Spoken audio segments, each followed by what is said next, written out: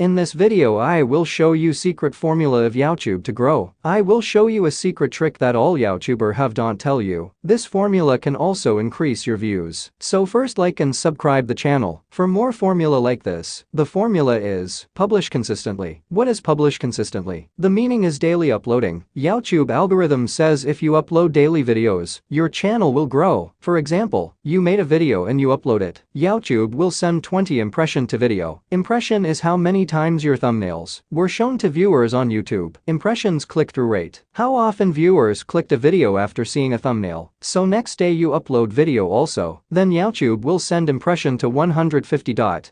Don't think that is number. They are 150 people who see your video. If you don't upload video next day, so YouTube will send impression only 5 people, and your views will be down. If you upload video, your impression will be increase. In one day, YouTube will send your impression to 1 million. Don't think this will take time. No, if you upload video in a month, chance will be increase that YouTube will send impression to 1 million people. With consistently you have to make it attractive thumbnail. See if your impression is 20.